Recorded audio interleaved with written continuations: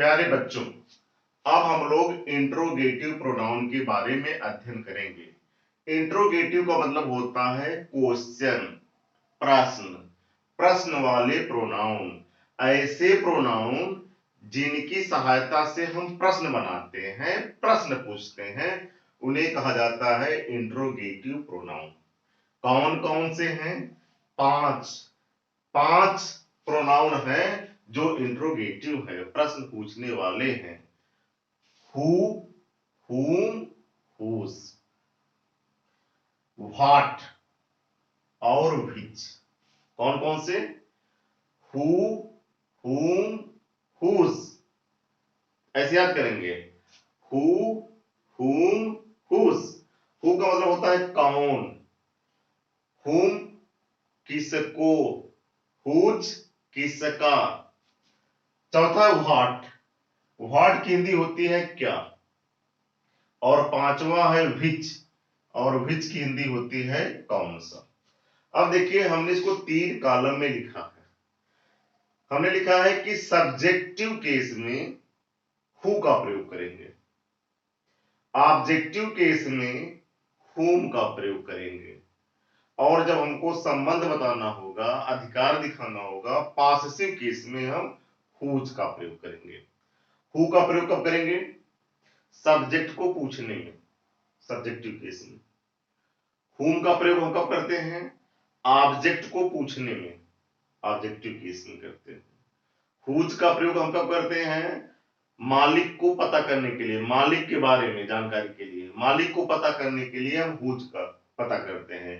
कहने का मतलब है संबंध पता करने के लिए पॉसेसिव केस में हम whose का प्रयोग करते हैं। याद रहे, who, whom, whose इनका प्रयोग हम व्यक्ति के लिए करते हैं। who, whom, whose इनका प्रयोग हम व्यक्ति के लिए करते हैं, पर्सन के लिए करते हैं। who का मतलब होता है कौन, whom का मतलब होता है किसको, और whose का मतलब होता है किसका। अब आइए, चौथा है what। आप देख रहे हैं, हमने लिखा है 2 बार what को लिखा है। कहने का मतलब यह है कि what का प्रयोग सब्जेक्टिव केस में भी होता है, और what का प्रयोग ऑब्जेक्टिव केस में भी होता है। what से हम सब्जेक्ट के बारे में प्रश्न करते हैं, सब्जेक्ट को पता करते हैं, और what से हम ऑब्जेक्ट के बारे में पता करते हैं। लेकिन एक बात याद रखें कि what का प्रयोग हम व्यक्ति के लिए नहीं करते, what का प्रयोग हम वस्तु के लिए करते हैं, थिंग के लिए करते हैं। अगर हमारा सब्जेक्ट व्यक्ति नहीं है, कोई थिंग है, तो हम what से प्रश्न बनाएंगे। अगर हमारा ऑब्जेक्ट व्यक्ति नहीं है, वस्तु है, थिंग है, तो हम what से प्रश्न बनाएंगे। अगर व्यक्ति होता, अगर हमारा सब्जेक्ट पर्सन होता, तो हम who से प्रश्न बनाते। अगर हमारा ऑब्जेक्ट व्यक्ति होता, पर्सन होता, तो हम whom से प्रश्न बनाते। लेकिन हमारा सब्जेक्ट व्यक्ति नहीं है, वस्तु है, तो हम what से प्रश्न करेंगे। अगर हमारा ऑब्जेक्ट व्यक्ति नहीं, वस्तु हो, तब हम what से प्रयोग करेंगे।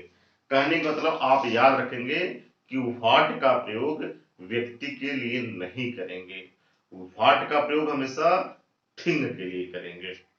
अब है which की हिंदी होती है कौन सा। which का प्रयोग हम व्यक्ति के लिए भी करते हैं और थिंग के लिए भी करते हैं, दोनों के लिए करते हैं। which का प्रयोग हम व्यक्ति के लिए भी करेंगे और which का प्रयोग हम थिंग के लिए भी करेंगे। लेकिन कब करते हैं which का प्रयोग? which का प्रयोग कब करते हैं? which का प्रयोग करते हैं कि जब सीमित विकल्प में हमको चुनाव करना होता है। जैसे मान लीजिए कि 3 कलमे हैं, विकल्प हमने दे दिया 3 कलमों का, अब चुनाव करना है कि भाई इसमें कौन सी आपकी है, कौन सी आपकी है, कौन सी। तो which से प्रश्न आएंगे।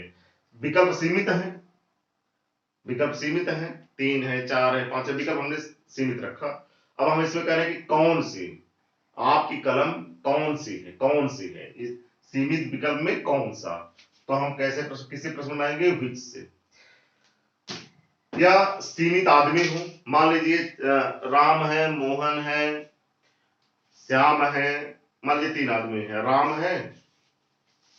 राम है, मोहन है और श्याम है। और मैं पूछूं कि भाई किसने आपकी कलम ली, इन तीनों में कौन सा आदमी, कौन सा लड़का आपकी कलम लिया, तो हम विच से बनाएंगे प्रश्न। सीमित विकल्प है, व्यक्ति के लिए हो या वस्तु के लिए, अगर हमको विकल्प में चुनना हुआ सीमित विकल्प में कि भाई कौन सा, तो हम कैसे प्रश्न बनाएंगे, हम प्रश्न बनाएंगे विच से।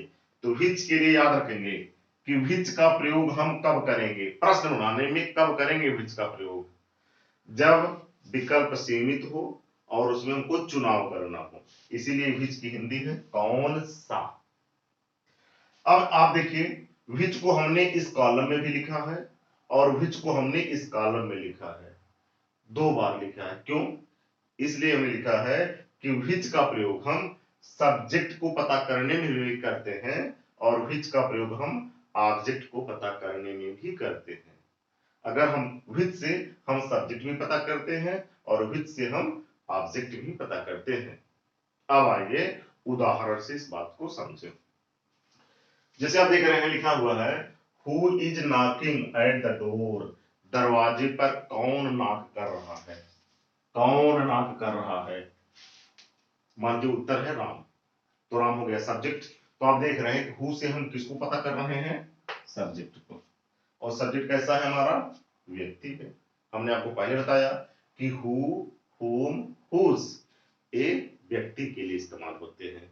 हु से हम सब्जेक्ट खोजते हैं, हुम से हम ऑब्जेक्ट खोजते हैं और हुज से हम मालिक को खोजते हैं। चलिए, हमने हु से सब्जेक्ट को खोजा कि who is knocking at the door, दरवाजे पर कौन नॉक कर रहा है। अगला है whom did you see, तुमने किसको देखा, किसको, किसको देखा।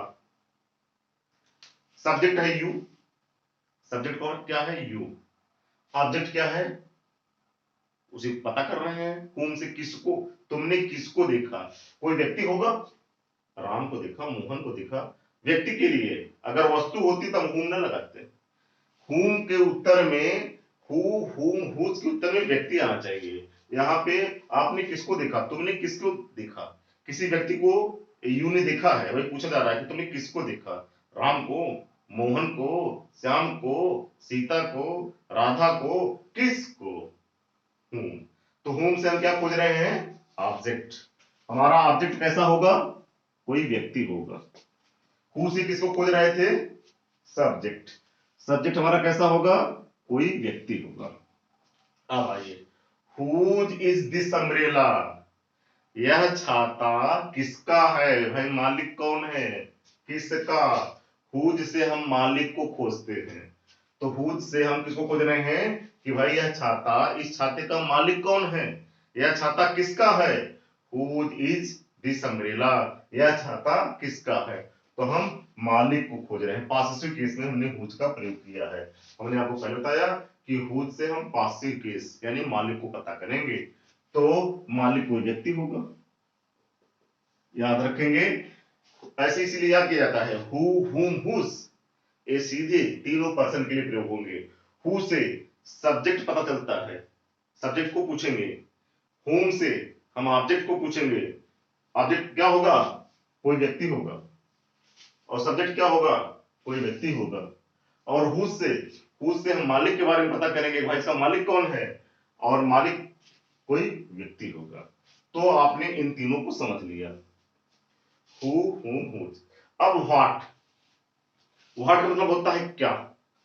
व्हाट से हम सब्जेक्ट भी पता करते हैं और व्हाट से हम ऑब्जेक्ट भी पता करते हैं। और हमने पहले ही बताया कि व्हाट का प्रयोग हम पर्सन के लिए नहीं करेंगे, व्यक्ति के लिए नहीं करेंगे, हम थिंग के लिए करेंगे, वस्तु के लिए करेंगे। चलिए, what makes you angry, what माने क्या, क्या क्या आपको क्रोधित करता है। व्हाट मेक्स यू एंग्री, चाहे कह लीजिए क्या क्या या कह लीजिए सिर्फ क्या, क्या आपको क्रोधित करता है, आपको गुस्सा दिलाता है। तो व्हाट से हम क्या खोज रहे हैं, सब्जेक्ट। और सब्जेक्ट कोई यहाँ पे व्यक्ति नहीं है, अगर व्यक्ति होता तो हम व्हाट से प्रश्न न बनाते, तब हम हु लिखते, यहाँ तब हु लिखते, हु मेक्स यू एंग्री। अगर व्यक्ति होता तो हम हु लिखते, क्योंकि व्यक्ति नहीं है, कोई सिचुएशन है, व्यक्ति नहीं, कोई थिंग है, कोई बात है, कोई घटना है, तो हमने व्हाट का प्रयोग किया। तो व्हाट का प्रयोग से हम क्या कर रहे हैं, सब्जेक्ट पता कर रहे हैं, और हमारा सब्जेक्ट कैसा है, कोई थिंग है। अब आइए इस व्हाट से, व्हाट डू यू वांट, तुम क्या चाहते हो, सब्जेक्ट है यू, हम पता कर रहे हैं ऑब्जेक्ट कि तुम क्या चाहते हो, पानी, दूध, सेब, अंगूर, क्या, व्हाट डू यू वांट, तुम क्या चाहते हो। हम व्हाट से क्या खोज रहे हैं, व्हाट से हम खोज रहे हैं ऑब्जेक्ट। ऑब्जेक्ट हमारा क्या है, कोई व्यक्ति, ना ना ना, व्यक्ति नहीं है, कोई थिंग है, कोई वस्तु है। तो याद रखेंगे कि व्हाट का प्रयोग आपने देख लिया, इसीलिए हमने व्हाट को 2 बार लिखा। व्हाट से हम सब्जेक्ट भी पता करते हैं और व्हाट से हम ऑब्जेक्ट भी पता करते हैं, लेकिन याद रहे कि व्हाट का प्रयोग हम पर्सन के लिए नहीं करते हैं, वो वस्तु के लिए करते हैं। तो सब्जेक्ट हमारा कोई वस्तु होगा, वस्तु हो, घटना हो, बात हो। थिंग में वस्तु, थिंग का मतलब होता है वस्तु, और थिंग का मतलब होता है बात भी। तो कोई घटना होगी, कोई बात होगी, कोई वस्तु होगी हमारा सब्जेक्ट। और अगर हम व्हाट से ऑब्जेक्ट खोजेंगे तो हमारा ऑब्जेक्ट क्या होगा, थिंग होगा, पर्सन नहीं होगा। चलिए, विच, विच से हमने आपको बताया कि हम सब्जेक्ट भी खोजते हैं और विच से हम ऑब्जेक्ट भी खोजते हैं, और व्यक्ति के लिए भी विच का प्रयोग कर सकते हैं और थिंग के लिए। लेकिन कब करते हैं विच का प्रयोग, चॉइस में, चुनाव करना हो, विकल्प दिया गया उसी में से चुनना है भाई कौन सा। चलिए, विच इज योर बुक, तुम्हारी किताब कौन सी है। कई किताबें हैं, उसमें आपसे पूछा जा रहा है कि भाई तुम्हारी किताब कौन सी है। विच विल यू टेक, तुम कौन सी लोगे तुम, कलम हो या किताबों में पूछा जा रहा है कि भाई तुम कौन सी लोगे। तो वस्तु भी हो सकता है, व्यक्ति हो सकता है। जैसे कई लोग खड़े हैं और हम आपसे पूछे भाई इसमें आपका भाई कौन सा है, विच इज योर ब्रदर, तुम्हारा भाई कौन सा है। तो हम व्यक्ति में भी चुनाव के लिए पूछ सकते हैं, या वस्तु दिया गया है उसमें भी चुनाव के लिए हम पूछ सकते हैं। तो विच के बारे में याद रखेंगे। क्या, विच का प्रयोग कब करते हैं, सीमित विकल्प में जब हमको चुनाव करना होता है तो हम विच का प्रयोग करते हैं। विच की इसीलिए हिंदी होती है कौन सा। विच का प्रयोग हम व्यक्ति के लिए भी करते हैं और थिंग, वस्तु के लिए भी करते हैं। जब मैं कहूंगा वस्तु, तो वस्तु मतलब वस्तु, बात, घटना सब उसमें आ जाएंगे। और फिर आपने क्या देखा कि हमने विच को इस कॉलम में भी लिखा है, विच को हमने इस कॉलम में लिखा है। क्यों, इसलिए आपको समझाने के लिए कि विच से हम सब्जेक्ट भी पूछते हैं। जैसे इसमें विच इज योर बुक, यहाँ पे हम सब्जेक्ट पता कर रहे हैं, और फिर विच से हम ऑब्जेक्ट भी पता करते हैं। जैसे यहाँ पे विच विल यू टेक, तुम कौन सी लोगे, तो अब ए हुआ। अब आइए एक बात और, आप थोड़ा इन इन प्रश्नों को ध्यान से देखिए। व्हाट इज ही, वह क्या है। हमने आपको पहले बताया था कि व्हाट का प्रयोग हम व्यक्ति के लिए नहीं करते। तो यहाँ पे पूछा क्या जा रहा है, वह क्या है। ये तो लग रहा है कि भाई व्यक्ति के लिए प्रयोग हो रहा है, लेकिन नहीं नहीं, इसका मतलब है कि वह क्या काम करता है, उसका पेशा क्या है, उसका व्यापार क्या है। व्हाट इज ही, वह क्या है, इसका मतलब है कि वह क्या करता है। यहाँ व्हाट से हम पर्सन नहीं, पर्सन के बारे में नहीं, पर्सन, व्हाट के उत्तर में कोई व्यक्ति नहीं आएगा। यहाँ पे हम व्हाट के उत्तर में व्यक्ति का पेशा पूछ रहे हैं, यानी थिंग। हमने कहा पहले ही, थिंग का मतलब वस्तु, बात, घटना, ये सब आते हैं। अच्छा, जब आपसे कोई कहे या लिखा हो कि हु इज ही, वह कौन है, तो यहाँ पे पूछा जा रहा है कि उसका नाम क्या है। हु इज ही, वह कौन है, क्या नाम है उसका भाई। तो इस तरह इन प्रश्नों को ध्यान में रखेंगे। अब अंतिम बात, हुज, व्हाट और विच, इनके बारे में याद रखेंगे। इनके साथ आप देखिए नाउन का प्रयोग हुआ, देखिए हुज बुक इज दिस, यह किसकी किताब है। हुज बुक, किसकी किताब है, तो हमने हुज के साथ नाउन लिखा है। तो इसका मतलब क्या है, यहाँ पे हुज ना प्रोनाउन के रूप में काम नहीं कर रहा है। अब हुज क्या हो गया है, एडजेक्टिव। जब हम एडजेक्टिव वाले चैप्टर में पढ़ेंगे ना, तो हम देखेंगे बहुत सारे प्रोनाउन एडजेक्टिव के रूप में भी काम करते हैं। और हम देखेंगे, जैसे हुज को देख रहे हैं आप, कि हुज आप देख रहे हैं कि प्रोनाउन था, फिर आप देख रहे हैं हुज के साथ हम नाउन भी लिख सकते हैं, लेकिन जब नाउन लिख देंगे तब हुज प्रोनाउन नहीं रह जाएगा, तब यह हो जाएगा प्रश्न पूछने वाला एडजेक्टिव, इंट्रोगेटिव एडजेक्टिव, जो हम एडजेक्टिव वाले लेसन में पढ़ेंगे। हुज बुक इज दिस, यह किसकी किताब है भाई, हुज बुक। व्हाट कलर, यहां व्हाट का मतलब क्या नहीं है, यहां व्हाट का मतलब है विच, व्हाट का मतलब है which, what colour do you like most, कौन सा रंग, व्हाट का मतलब यहाँ पे विच हो गया है, कौन सा रंग तुम सबसे अधिक पसंद करते हो।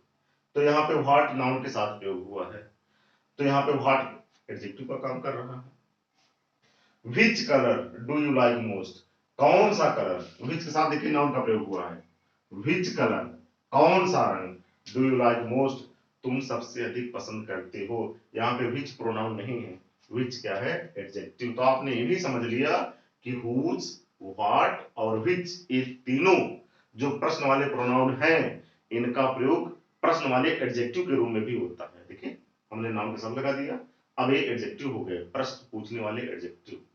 हमने व्हाट को नाउन से लगा दिया, तब व्हाट क्या हो गया, प्रोनाउन ना, क्या है, प्रश्न पूछने वाला एडजेक्टिव। विच साथ हमने नाउन लगा दिया, तो विच क्या है, प्रोनाउन। अब यह है प्रश्न पूछने वाला एडजेक्टिव।